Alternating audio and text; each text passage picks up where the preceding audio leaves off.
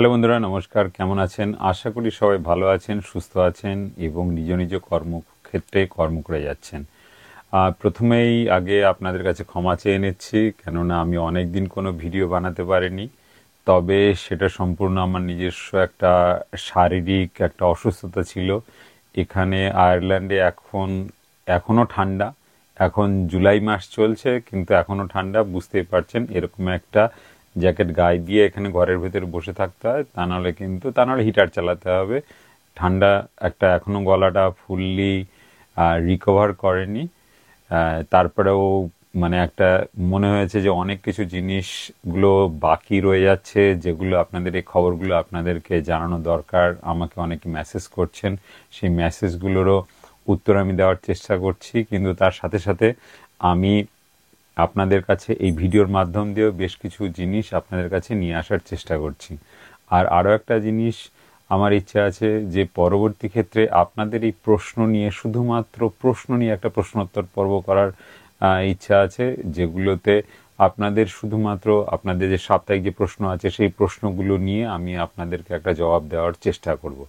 তো বন্ধুরা, আজকে হেডলাইন থেকে আশা করি নিশ্চয়ই বুঝতে পারছেন যে কি বিষয় নিয়ে আজকে কথা বলতে চাই। স্পেনে যে কয়েকটা যে পেপার দেওয়ার যে একটা প্রচলন আছে বা কাগজ পাওয়া যায়, সেই স্পেনের সেই কাগজের ব্যাপারে যে কতগুলো সব থেকে সহজ পদ্ধতি আছে, সেগুলোর ভেতরে একটা সহজ পদ্ধতি হচ্ছে 2 বছরের ভেতরে আপনি কাগজটা পেতে পারেন। কিন্তু অবশ্যই কিছু শর্ত আছে, যে শর্তগুলো আপনাকে পূরণ করতে হবে।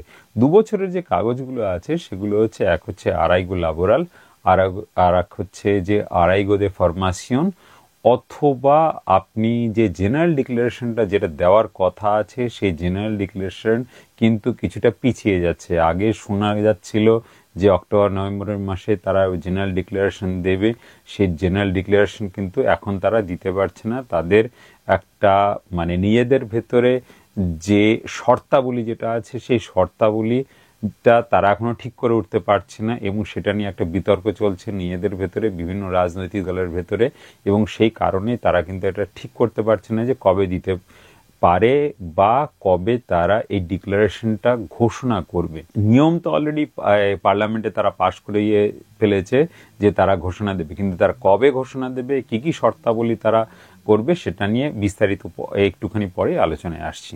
তো বন্ধুরা, প্রথমেই যে বলে রাখি যে 2 বছরের পরেই আপনি রেসিডেন্সের জন্য অ্যাপ্লাই করতে পারেন স্পেনের ভেতরে, সেটা হচ্ছে যে আরাইগো লাবোরাল অথবা আরাইগো দে ফরমাসিয়ন। এই আরাইগো দে লাবোরাল যেটা আছে, সেটা কিন্তু গত 2 থেকে 3 বছর আগে অনেক বছর ধরেই তারা ছিল, কিন্তু সেটার যে নিয়ম কানুনগুলো ছিল সেগুলো কিন্তু অনেকটা কঠিন ছিল এর আগে। সে কঠিনের ভেতরে একটা হচ্ছে যে আপনি যদি কোথাও ইল্লিগাল অবস্থায় 6 মাস ধরে কাজ করেন, সেই 6 মাস কাজের পরে আপনার কাজের জায়গাতেই আপনাকে একটা ইন্সপেকশন কিংবা ইন্সপেকশন দিয়ে ত্রাবাখো বলে স্প্যানিশে, সেটা করলে পারে আপনার মালিক যদি ধরা পড়ে, তাহলে সেক্ষেত্রে মালিক জরিমানা দেবে, না হয় আপনাকে কাজে রাখবে। এরকম একটা ব্যাপার, মানে যেটা নিয়ে কেউই করতে চায় না। কে তার নিজের কাজের জায়গায় লোকেরা গিয়ে ইন্সপেকশন করাবে, বুঝতে পারছেন? আর কে কোন মালিক, যে মালিক তাকে বিনা কাগজে কাজে রেখেছে, তার বিরুদ্ধে গিয়ে এরকম একটা করাটাও একটা ঠিক জিনিস না। অন্তত নৈতিকতার দিক থেকে তো অবশ্যই না। আমি যেটা মনে করি, আইনগত ব্যাপারগুলো আলাদা আছে, সেটার ব্যাপারে আমি কোনো মন্তব্য করছি না। এটা হচ্ছে একটা ব্যাপার।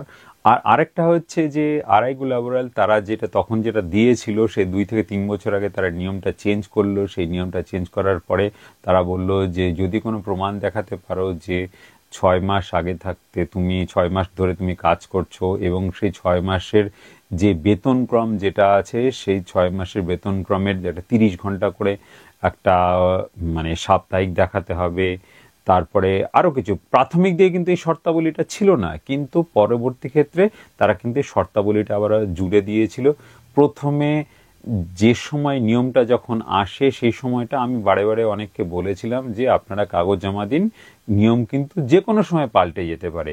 অনেকে কাগজ জমা দিয়েছিলেন। আমার পুরানো যারা ভিডিও যারা দেখেন, তারা যদি দেখতে পারেন যে সে সময় কিন্তু অনেকে কাগজও পেয়েছে।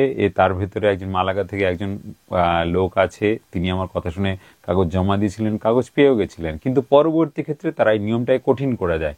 এই যে সাপ্তাহিক সাপ্তাহিক যে 30 ঘন্টার যে কাজের হিসাব সেগুলো কিন্তু তখন ছিল না প্রাথমিকভাবে, পরে আবার জুড়ে দিয়েছে, আরো অনেক কঠিন শর্তাবলী জুড়েছে। সে কারণে পরবর্তীতে আড়াইগো লাবোরালের যে ব্যাপারটা সেটা কিন্তু এটা ঠিক মতো করে হয়নি, কাজেই এখন এই ব্যাপারটা কিন্তু স্টপ হয়ে আছে।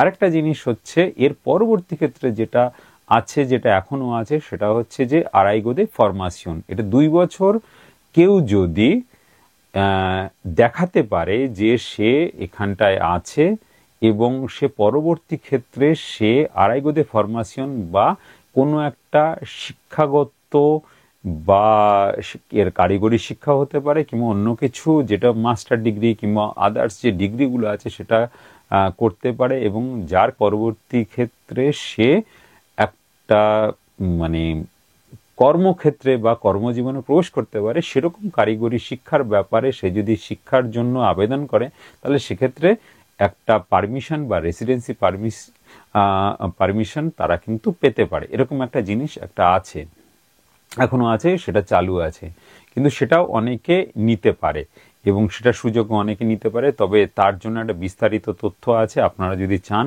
যে আড়াইগোদে ফরমাশন কীরকমভাবে করা যায় সে ব্যাপারেও আমি আপনাদেরকে জানাবো। কেন আড়াইগো ল্যাবোরাল সম্বন্ধে কিন্তু অনেক আগেই আমি ভিডিও বানিয়েছি, আমার মনে হয় না এই মুহূর্তে সেটা আর এতখানি বেশি করার কোনো প্রয়োজন আছে, কেননা সেটা এখন কাজ যেহেতু হচ্ছে না। কিন্তু আড়াইগো ফরমাশন নিয়ে আপনারা যদি চান তাহলে আমি অবশ্যই ভিডিও বানাতে পারি।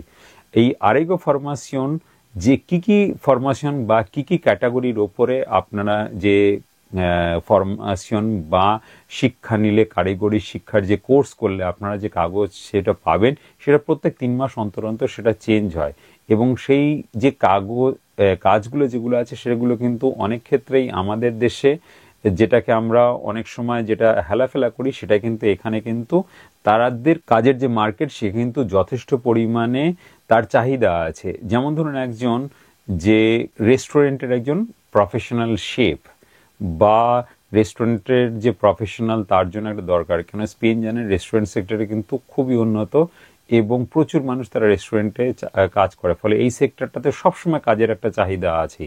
আপনি যদি প্রফেশনালাইজ যদি কোনো কাজ যদি করতে যদি পারেন, সেক্ষেত্রে আপনি কিন্তু এই ব্যাপারে চাহিদা আছে, এবং তার জন্য আপনি কিন্তু এই পারমিসো দে রেসিডেন্সিয়া পর ফরমাশন এই জিনিসটার উপরে কিন্তু আপনি চাইতে পারেন।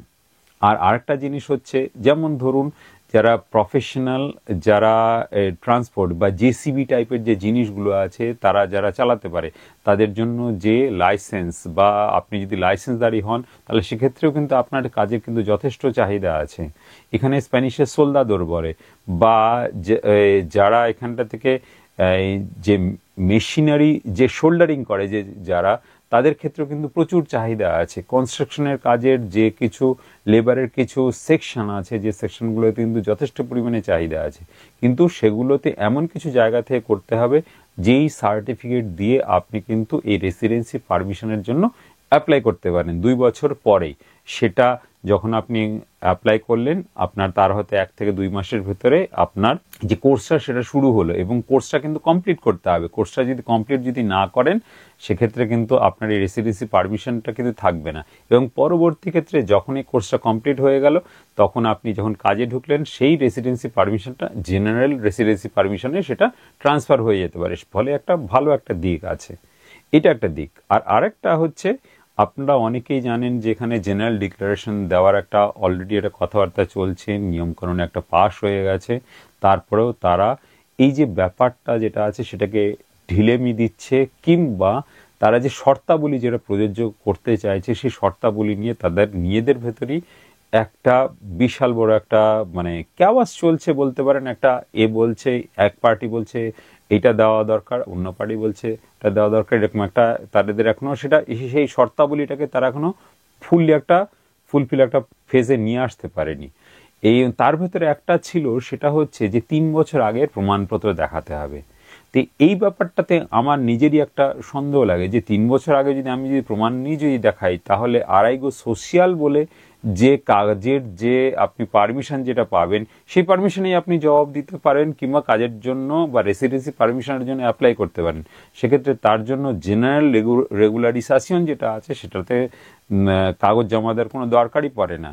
তো সেক্ষেত্রে সেই সমস্ত জিনিসগুলোকে আমার ক্ষেত্রে মনে হয় আপনারা যারা ওয়েট করছেন তাদের ক্ষেত্রে হয়তো ওয়েট করতে পারেন, কিংবা 2 বছর ধরে আপনি যদি অলরেডি পেরিয়ে থাকে তাহলে কিন্তু আপনারা যে কাগজের জন্য যেটা অপেক্ষা করছেন সেক্ষেত্রে আপনারা কিন্তু এই দুটো ভাবে কিন্তু আপনারা যেতে পারেন। আর আরেকটা কথা অবশ্যই বলবো আপনাদেরকে, সেটা হচ্ছে যে আপনাদের যেখানেই আপনারা থাকুন না কেন তার চেষ্টা করবেন যেন এমপাদ্রোনামিয়েন্টোটা যেন করে নিতে, কারণ এমপাদ্রোনামিয়েন্টোটা কিন্তু স্পেনের ক্ষেত্রে খুবই গুরুত্বপূর্ণ এবং সরকারি একটা ডকুমেন্টস, যার জন্য কোনো লিগালিটি দরকার পড়ে না। আপনার যদি পাসপোর্ট যদি থাকে তাহলে পাসপোর্ট দিয়ে কিন্তু আপনি এমপাদ্রোনামিয়েন্তো করাতে পারবেন। সেক্ষেত্রে এমপাদ্রোনামিয়েন্তো করানোটা কিন্তু খুব জরুরি। কাজে বন্ধুরা এই জিনিসগুলো কিন্তু অবশ্যই খেয়াল রাখবেন। সেক্ষেত্রে বন্ধুরা এই যে জিনিসগুলো, যে 3টে জিনিসের কথা যেগুলো বললাম, যে আরাইগো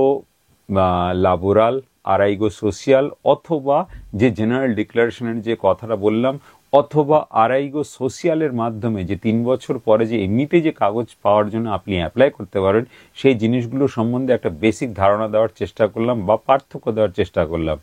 আপনাদের যেটা সুবিধা হয় সেটা নিয়ে অবশ্যই আপনারা চেষ্টা করবেন। আর একটা কথা আপনাদেরকে অবশ্যই বলি, এই জিনিসগুলো কাগজগুলো করার আগে অবশ্যই কোনো একজন ভালো একটা উকিলের পরামর্শ নেবেন, কেননা আপনাদের সারা জীবনের একটা বড় ব্যাপার। একটা কাগজ যদি হয়, লিগাল যারা আছেন তারা বোঝে, সেক্ষেত্রে একটা কাগজের জন্য একজন উকিলের পরামর্শ নেওয়াটা খুব জরুরি। সেক্ষেত্রে তার মাধ্যম দিয়ে গেলে আপনি হয়তো কিছু টাকা হয়তো খরচা হবে, কিন্তু সেক্ষেত্রে আপনার কাগজগুলো যেন সঠিকভাবে জমা পড়ে এবং তার মাধ্যম দিয়ে আপনারা আপনাদের যে লিগালিটি সেটা পেতে পারেন এবং পরবর্তী ক্ষেত্রে আপনি আপনার দেশের থেকে আপনার ফ্যামিলিকে আনতে পারবেন।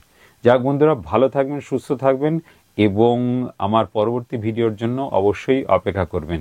ধন্যবাদ বন্ধুরা, নমস্কার।